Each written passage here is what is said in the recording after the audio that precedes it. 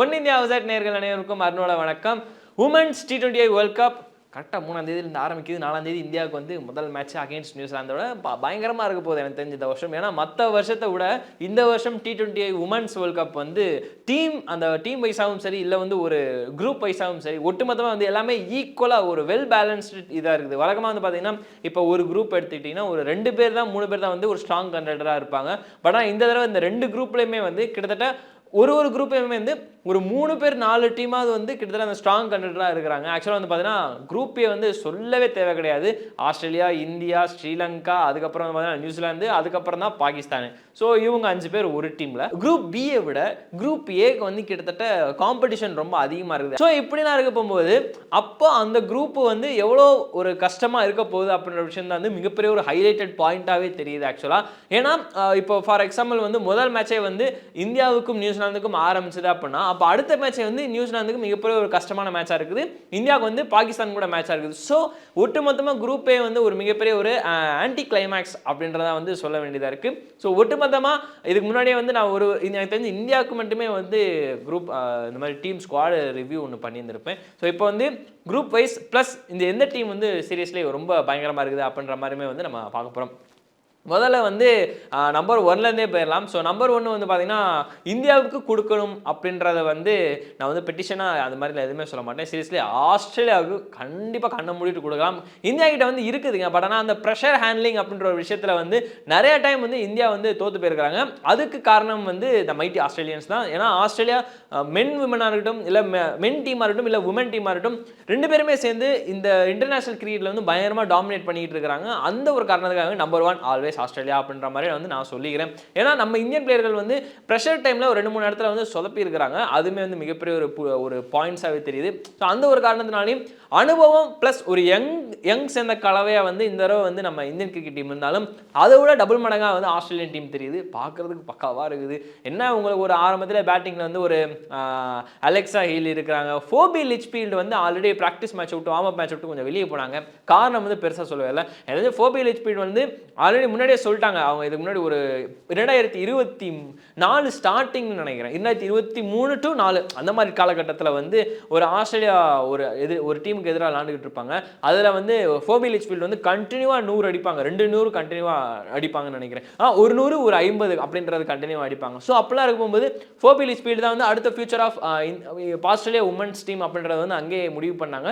So அந்த இடத்துல இருந்து இப்போ வரையுமே ஃபோபி லிச்பீல்டு வந்து அந்த அவங்க கொடுத்த அந்த வாக்குறுதியை வந்து காப்பாற்றிக்கிட்டு இருக்கிறாங்க. ஸோ அதனால் வந்து என்ன ஃபோபி லிச்பீல்டு இந்த உமன்ஸ் T20 வேர்ல்ட் கப்பில் வந்து மிகப்பெரிய ஒரு பார்க்க வேண்டிய ஒரு பிளேயர் டு வாட்ச் அவுட்டாக இருப்பாங்க. ஃபிங்கர்ஸ் கிராஸ்ல வந்து நான் சொல்கிறேன், நம்ம ப்ரெடிக்ஷன்ற படி நான் சொல்லிட்டு இருக்கேன். ஃபோபி லிச்பீல்டு வந்து இருப்பாங்க. அலெக்சா ஹீலியாக இருக்கட்டும், இல்லை வந்து உங்களுக்கு ஒரு ஆல் டைம் ஒரு T20னாலே ஒரு கோட்டாக இருக்கிற எலிஸ் பெரியா இருக்கட்டும். ஸோ இந்த மாதிரி நிறைய பேர் இருக்கிறாங்க. ஆஷ்லே கார்னராக இருக்கட்டும், ஜார்ஜியா வேரிஹம் இருக்கிறாங்க. அப்படின்ற பட்சத்தில் வந்து நிறைய பவுலர்களும் இருக்கிறாங்க. அவங்கள்ட்ட பவுலர்களோட ஆல்ரவுண்டர் அப்படின்னு எடுத்துக்கிட்டாலே ஒரு அல்டிமேட் பாக்ஸ் ஆஃபீஸ் கொண்ட ஒரு டீமாக தான் இருக்குது ஆஸ்திரேலியன் டீம். ஸோ அதனால் வந்து நம்பர் 1ல் வந்து எனக்கு தெரிஞ்சு அவங்க கண்டிப்பாக நீடிப்பாங்க அப்படின்ற விஷயத்த வந்து டவுட்டே வேணாம். எனக்கு தெரிஞ்சு அவங்க வந்து அவங்களுக்கு ஒரு பிளேஸை வந்து சீல் பண்ணி வச்சிருங்க. எனக்கு தெரிஞ்சு ஒரு ஃபர்ஸ்ட் பிளேஸை வந்து தாராளமாக சீல் பண்ணி வச்சிடலாம். ரெண்டாவது வந்து அப்சல்யூட்லி இந்தியன் கிரிக்கெட் டீம் மற்ற வருஷத்தை விட இந்த வருஷம் வந்து என்ன ஒரு ஸ்பெஷல் அப்படின்னா அனுபவம் ப்ளஸ் ஒரு எப்படி சொல்கிறது மிக்சடாக கலந்த மாதிரி ஒரு ஃபீலாக இருக்குது. ஆக்சுவலாக வந்து பார்த்தீங்கன்னா இதுக்கு முன்னாடி வரைக்குமே வந்து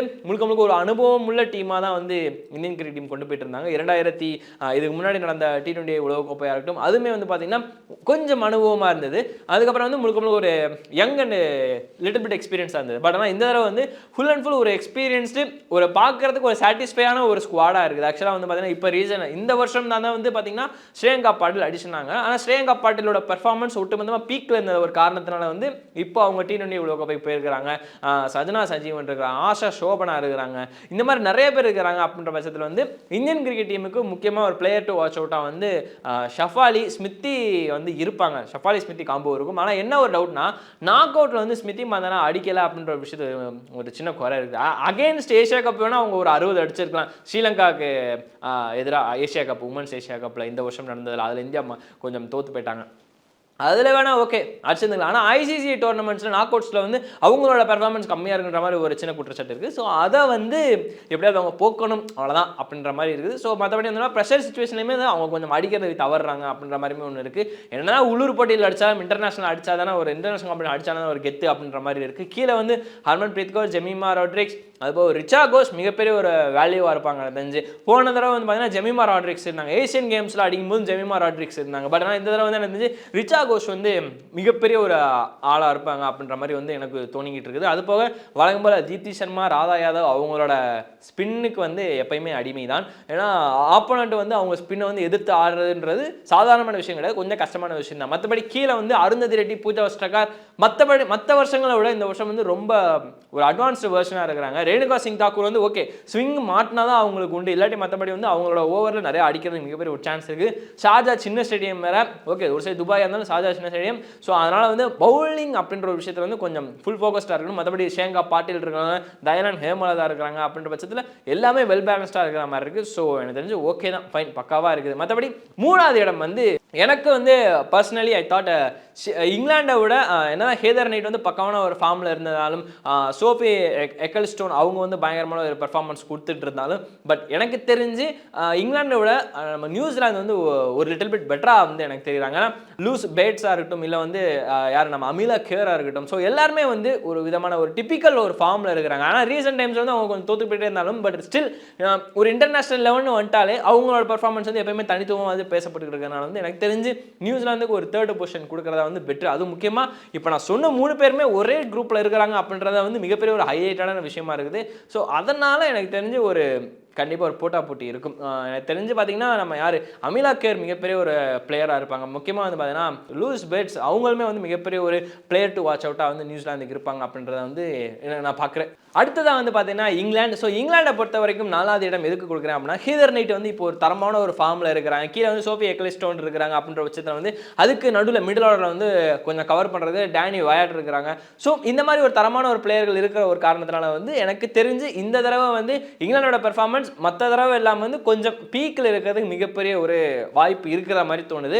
பட் ஆனால் கம்பேர் டு நியூசிலாந்துனா வந்து எனக்கு தெரிஞ்சு இங்கிலாந்து கொஞ்சம் கீழே தான் அப்படின்ற மாதிரி எனக்கு தோணுது. காரணம் வந்து மற்ற வருஷங்களை விட இந்த வருஷம் அவங்க டீம் நல்லா இருந்தாலும் பட் ஆனால் இண்டிவிஜுவல் பிளேயரை நம்பி ஒரு மோனோபோலி, ஒரு எப்படி சொல்கிறது, எஸ் ஒரு சோல் ப்ரொப்ரைட்டர்ஷிப் அந்த மாதிரி ஒரு டேர்ம்ஸில் சொல்லணும்னா, ஏன்னா அதில் வந்து ஒருத்தர் தான் வந்து நினச்சிட்டு ஆடுற மாதிரி இருக்குது. ஸோ இங்கிட்ட வந்து ஒரு எப்படி சொல்ற ஹீதர் நைட் ஆடினா தான் டாப் ஆர்டரில் வந்து காப்பாற்ற முடியும், அதுக்குள்ள டேனி ஒயிட் ஆடினா தான் மிடில் ஆர்டர் காப்பாற்ற முடியும் அப்படின்ற மாதிரி ஒரு விஷயம் இருக்குது. கீழே சோஃபி எக்கலிஸ்டோன் வந்து பெர்ஃபார்ம் பண்ணால் தான் அப்போ அந்த பவுலிங் ஆர்டர் வந்து கொஞ்சம் சார்ஜ் ஆகும் அப்படின்ற மாதிரி ஒரு விஷயம் இருக்குது. ஸோ இதனால் எனக்கு தெரிஞ்சு இங்கிலாந்து வந்து நான் 4வது இடம் கொடுக்குறேன். 5வது இடம் வந்து நான் அப்சல்யூட்லி கோ ஃபார் ஸ்ரீலங்கா. எதுக்குன்னு பார்த்தீங்கன்னா ரீசெண்டாக வந்து அவங்களோட பெர்ஃபார்மன்ஸ் அப்படின்றது வந்து நல்லா இருக்குது. முக்கியமாக அவங்க டீம் வந்து கொஞ்சம் அப்கிரேட் பண்ணியிருக்கிறாங்க. மற்ற டீமை கம்பேர் பண்ணும்போது இவங்க இப்போ தான் வந்து இன்னும் கொஞ்சம் வளர்ந்து வந்துக்கிட்டு இருக்காங்க. முக்கியமாக சமாரி ஆட்டப்பட்டு வந்து கேப்டன்ஷிப்பாக பொறுப்பேற்றதுக்கப்புறம் அவங்க டீமில் வந்து எக்கச்சக்கமான விஷயங்கள் பண்ணியிருக்கிறாங்க. முக்கியமாக பிரிய தர்ஷானி அவங்களோட பெர்ஃபார்மன்ஸ் வந்து கண்டிப்பாக பேசப்படும். முக்கியமாக வந்து நிஷானி டி சில்வா அவங்க நினைக்கிறேன், எஸ் அவங்களும் வந்து இந்த வார்ம் அப் மேட்ச்லையுமே நல்ல பெர்ஃபார்மன்ஸ் கொடுத்துருந்தாங்க. அப்புறம் விஷ்மி அவங்களுமே வந்து ஒரு விதமாக கொஞ்சம் அப் அண்ட் லோவாக வந்து பெர்ஃபார்ம் பண்ணிட்டு இருக்காங்க. பட் இருந்தாலுமே வந்து ஹர்ஷினி பெராரா அவங்க வந்து ஒரு குரூஷியல் ரோல் ப்ளே பண்ணுவாங்கன்னு தான் எனக்கு தோணிட்டு இருக்கு. வார்ம் அப் மேட்ச்லையும் நல்லா பெர்ஃபார்ம் பண்ணியிருந்தாங்க. அப்சல்யூட்லி ஒரு தரமான ஒரு பேட்டிங்கும் பண்ணியிருக்கிறாங்க ரீசெண்ட் டைம்ஸில். ஸோ அதனால் வந்து ஹர்ஷினி பெராரா அதுக்கப்புறம் வந்து முக்கியமாக விஷ்ணி அவங்களுமே வந்து மிகப்பெரிய ஒரு துருப்பு சீட்டாக இருப்பாங்கன்றத வந்து என்னோட ஒரு கருத்தாக இருக்குது. சவுத் ஆப்பிரிக்காவுக்கு ஏன் இந்த 5 கொடுக்கல அப்படின்ற ஒரு விஷயத்துக்கு நான் வரேன். ஏன்னா அது கீழே யாராவது வந்து கமெண்ட் பண்ணுவீங்கன்றத நான் ஒரு விஷயத்தை நம்புறேன். சவுத் ஆப்பிரிக்காவுக்கு கொடுக்காததுக்கு ஒரு காரணம் வந்து அங்கனக்குள்ள வந்து ஒரு தரமான ஒரு டீம் இருக்குங்க. மென்ஸ் கிரிக்கெட் டீம் மாதிரி சவுத் ஆப்பிரிக்காவுக்கு ஒரு தரமான ஒரு டீம் இருக்குது. பட் ஸ்டில் அவங்க கிட்ட அந்த குவாலிட்டின்றது ஒரு விஷயம் மிஸ் ஆகுது. ஆக்சுவலாக வந்து பார்த்தீங்கன்னா டாப் ஆர்டரில் ஒரு லாரா உள்வாட் இருக்கட்டும், அது கீழே வந்து பார்த்தீங்கன்னா மேரினிஸ் காப் இருக்கட்டும், பவுலிங்கில் வந்து ஒரு காக்காவாக இருக்கட்டும். ஸோ இவங்க 3 பேருமே வந்து ஒன் ஆஃப் பீக்கில் இருக்கிறாங்க. பட் ஆனால் அப்படி இருந்துமே வந்து அவங்க டீமை வந்து எடுத்துகிட்டு போக முடியல அப்படின்ற விஷயத்தில் வந்து கொஞ்சம் வருத்தமாக தான் இருக்குது. ஆக்சுவலாக வந்து உங்களுக்கு ஷார்ட் டைமில் ஒரு பிக் நாக் ஆடணும் அப்படின்னா 19 டீக்கில் இருக்கிறாங்க. ஸோ அவங்க அப்படி இருந்துமே வந்து அவங்க டீம் வந்து பெரிய லெவலில் கொஞ்சம் எக்ஸ்ப்ளோர் பண்ண முடியலன்றது வந்து ஒரு சின்ன வருத்தமாக தான் இருக்குது. ஸோ அதனால் எனக்கு தெரிஞ்சு சவுத் ஆப்பிரிக்காவுக்கு நான் இந்த டாப் 5 வந்து இடம் கொடுக்கவில்லை. ஸோ உங்களோட லிஸ்ட்டில் வந்து அவங்க இருந்தாங்கன்னா ஓகே சூப்பர். பட் என்னோட ப்ரெடிக்ஷன் படி அவங்க டாப் 5 வந்து கொஞ்சம் சிரமம் தான். அது இல்லாமல் அவங்க செகண்ட் குரூப்பில் இருக்கிறாங்க. ஆக்சுவலாக வந்து அதில் பார்த்தீங்கன்னா ஒரு சவுத் ஆப்பிரிக்கா இருக்காங்க, ஸ்காட்லாண்ட் இருக்கிறாங்க, முக்கியமாக வந்து அதுக்கடுத்து பங்களாதேஷ் இருக்கிறாங்க. ஸோ இந்த மாதிரி டீம்கள் இருக்கிற இடத்துல வந்து சவுத் ஆப்பிரிக்கா இருக்குன்றப்போ ஒரு டாப்பில் வரதுக்கு மிகப்பெரிய ஒரு சான்ஸ் இருக்குது அப்படின்றத வந்து நான் பார்க்குறேன். ஏன்னா வந்து சவுத் ஆப்பிரிக்கா அந்த டீம் டேபிள் ஏவை கம்பேர் பண்ணும்போது டேபிள் பி வந்து கொஞ்சம் பார்க்குறதுக்கு ஒரு 3 டீம் தான் வந்து கொஞ்சம் பெஸ்ட்டாக தெரியுது. ஸோ அந்த விதத்தில் வந்து சவுத் ஆப்பிரிக்கா கொஞ்சம் நம்பர் 1 பொசிஷனுக்கு வரதுக்கு மிகப்பெரிய ஒரு சான்ஸ் இருக்குது. அதுக்கடுத்து வந்து பார்த்தீங்கன்னா வெஸ்ட் இண்டீஸும் அதே தான். அவங்ககிட்ட வந்து ஹேலி மேத்யூஸ் இருக்கிறாங்க, ஓகே. பட் அது கீழே வந்து இன்னும் 2-3 பவுலர்கள் மட்டும்தான் வந்து கொஞ்சம் அனுபவம் உள்ள கர்னல் நினைக்கிறேன். கர்னல் அவங்க அதிலே தான். ஸோ கர்னல் அவங்களுமே வந்து பார்த்தீங்கன்னா கொஞ்சம் வெல் எக்ஸ்பீரியன்ஸ். ஹேலி மேத்யூஸ்க்கு அப்புறம் வந்து ஒரு தரமான ஒரு எக்ஸ்பீரியன்ஸ் பிளேயராக இருக்கிறாங்க. ஸோ அதனால் வந்து இதுக்கு முன்னாடியும் என்னன்னா வந்து அவங்க சாம்பியன்ஷிப் வச்சிருந்தாலும் பட் ஆனால் ரீசெண்ட் டைம்ஸில் அவங்களோட பெர்ஃபார்மன்ஸ் அப்படின்ற விஷயம் வந்து கொஞ்சம் கேள்விக்குறியாக இருக்குது. ஸோ அதை வச்சுமே வந்து கூட ஜஸ்ட் ஒரு கம்பேரிசன் பண்ணி பார்த்தாலும் கொஞ்சம் ஸ்டாண்டர்டு கொஞ்சம் கம்மியாக தான் இருக்குது. அந்த ஒரு காரணத்தினால வந்து பார்த்தீங்கன்னா எனக்கு தெரிஞ்சு அவங்களுக்கு வந்து ஒரு 7வது இடத்துல வந்து கொடுக்கறதுக்கு சான்ஸ் இருக்குது. முக்கியமாக வெஸ்ட் இண்டீஸும் சவுத் ஆஃப்ரிக்காவுக்கும் அகேன்ஸ்டாக வந்து விளையாடுறத பார்க்குறதுக்கு மிகப்பெரிய ஒரு ஆர்வம் இருக்கிறேன். ஏன்னா அந்த மாதிரி ஒரு பர்ஃபார்மன்ஸ் வந்து எந்த டீம் பயங்கரமாக கொடுக்க போகிறாங்க அப்படின்ற விஷயத்தில் வந்து நான் முழுக்க ரொம்ப ஆர்வமாக இருக்கிறேன். அது கீழே வந்து பார்த்தீங்கன்னா பாகிஸ்தான் வந்து இப்போ புதிய கேப்டனாக வந்திருக்கிறாங்க.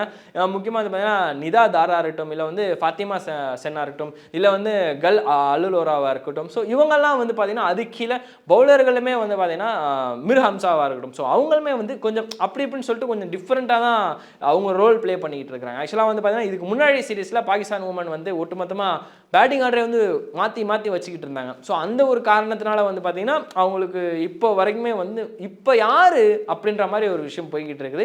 ஸோ அந்த விதத்தில் வந்து பாகிஸ்தானோட தாக்கம் பெருசாக இருக்காது. முக்கியமாக அகெயின்ஸ்ட் இந்தியா வந்து பெருசாக அவங்க ஒரு பெர்ஃபார்ம் பண்ணியிருந்தது கிடையாது, ஒரே ஒரு தான் பண்ணியிருக்கிறாங்க. ஸோ செகண்ட் மேட்ச் அவங்களுக்கு இந்தியான்றதுனால வந்து எனக்கு தெரிஞ்ச மேபி இந்தியாவுக்கு மிகப்பெரிய ஒரு அட்வான்டேஜ் இருக்குது. இதிலே ஒரு குட்டி ரிவ்யூமே பண்ணியாச்சு, அவ்வளோதான். மற்றபடி அடுத்தடுத்து வந்து பார்த்தீங்கன்னா உங்களுக்கு ஒரு ஸ்காட்லாண்ட் இருக்கிறாங்க, பங்களாதேஷ் இருக்கிறாங்க. பங்களாதேஷ் இருந்தாலும் ஸ்காட்லாண்ட் வந்து ஒரு குட்டி அட்வான்டேஜாக வந்து எனக்கு தோணி இருக்குது. ஸோ ஸ்காட்லாண்ட் வந்து நம்ம ஸ்காட்லாண்ட் வந்து 9வது இடம், பங்களாதேஷ் வந்து ஒரு 10வது இடம் அப்படின்னு சொல்லிட்டு ஒட்டுமொத்தமாக வந்து ரேங்கிங் பண்ணியிருக்கிறேன். இதில் வந்து இந்த தடவை டாப் 2 யார் அப்படின்னு சொல்லிட்டு பார்த்தீங்கன்னா நான் அப்சல்யூட்லி ஃபோக்கஸ்டான டேபிளே பார்த்தீங்கன்னா ஒரு ஆஸ்திரேலியாவும் இந்தியாவும் தான் நான் போவேன். ஆனால் இந்தியா சொதப்பிட்டாங்க அப்படின்னா நான் நியூசிலாந்துக்கு போயிடுவேன், அவ்வளோதான். இது வந்து செகண்ட் இடத்துக்கு இந்தியா பெர்ஃபார்ம் பண்ணிடுவாங்க, நல்லா பண்ணுவாங்க, குறையே கிடையாது, நம்ம டீம் தான். பட் இருந்தாலும் ஆஸ்திரேலியா ஒரு சைடு இருந்தாலும் இந்தியாவுக்கு வந்து 2வது இடத்துக்கு வந்து போட்டி இருக்குது. முக்கியமாக வந்து பார்த்தீங்கன்னா அதே இடத்துலலாம் ஸ்ரீலங்கா இருக்கிறாங்க, அதுக்கப்புறம் வந்து நியூசிலாந்து இருக்கிறாங்க. ஸோ டேபிள்லேயே கொஞ்சம் டிஃபிகல்ட்டாக தான் இருக்கும் எக்ஸப்ட் பாகிஸ்தான். முக்கியமாக வந்து டேபிள் பியை வந்து பார்த்தீங்கன்னா ஒரு வெஸ்ட் இண்டீஸ், ஒரு சவுத் ஆஃப்ரிக்கா இருக்கிறாங்க, ஒரு பங்களாதேஷ் இருக்காங்க, ஒரு ஸ்காட்லாண்ட் இருக்கிறாங்க. அப்படின்றப்ப வந்து அந்த டேபிள் வந்து பெருசாக நம்ம சேஞ்சஸ் எதிர்பார்க்க முடியாது. பட் ஆனால் ஒரு 3 டீம்களுக்கிட்டே மிகப்பெரிய ஒரு போட்டி இருக்கும். யாருன்னு பார்த்தீங்கன்னா சவுத் ஆஃப்ரிக்கா இருக்கும், இல்லை வெஸ்ட் இண்டீஸ் இருக்கும், அதுக்கடுத்து இங்கிலாந்து இருக்குது. ஸோ இங்கிலாந்து முக்கியமாக வந்து பார்த்தீங்கன்னா வெஸ்ட் இண்டீஸ், அதுக்கப்புறம் வந்து ஒரு சவுத் ஆஃப்ரிக்கா அப்படின்ற ஒரு இடத்துல வந்து எனக்கு தெரிஞ்சு இதுலேயுமே ஒரு சின்ன போட்டி இருக்கும். ஆனால் இங்கிலாந்து மைட் பி டாப் அப்படின்ற விஷயத்தில் வரேன். அது கீழே வந்து பார்த்தீங்கன்னா நான் சவுத் ஆஃப்ரிக்காவுக்கு போகிறேன். ஏன்னா சவுத் ஆஃப்ரிக்கா வந்து வெஸ்ட் இண்டீஸ் வந்து குவாலிட்டி வைஸ் இருக்கிறாங்க. பட் ஆனால் அவங்க ஸ்டாண்டர்ட் வந்து இருக்குதா அப்படின்றத ஒரு கேள்விக்குறி. பட் ஆனால் இங்கிட்ட வெஸ்ட் இண்டீஸ் கம்பேர் பண்ணும்போது சவுத் ஆஃப்ரிக்கா கொஞ்சம் நல்லா இருக்கிறாங்க. ஸோ அந்த ஒரு காரணத்தினால நான் கோ ஃபார் சவுத் ஆஃப்ரிக்கா அப்படின்றத வச்சுக்கிறேன். ஸோ இங்கிட்டு டேபிள் பியில் இங்கிலாந்து, சவுத் ஆஃப்ரிக்கா, டேபிள் ஏல வந்து ஆஸ்திரேலியா, இந்தியான்றது வந்து இது நம்ம ப்ரெடிக்ஷன். ஸோ இவ்வளோ தான் ஒட்டுமொத்தமாக டீம் ரேங்கிங் பண்ணியாச்சு. நாளையிலேருந்து ஆட்டம் ஆரம்பிக்க போது 3 அக்டோபர்லேருந்து மேட்ச் ஆரம்பம். 4ஆம் தேதி இந்தியாவுக்கு மேட்ச், அதுவும் தனியாக ரிவ்யூ பண்ணிடுறேன், டோன்ட் வரி. ஸோ மற்றபடி வந்து வேறு என்ன கமெண்ட் இருந்தாலும் தாராளமாக கீழே கமெண்ட் பண்ணுங்கள். எல்லா கமெண்ட்டும் நோட் பண்ணப்பட்டு தான் இருக்குது அப்படின்றத மென்ஷன் பண்ணிக்கிறேன். வேறு வீடியோ தாராளமாக சந்திக்கிறேன். அண்டில் தென், வணக்கம்.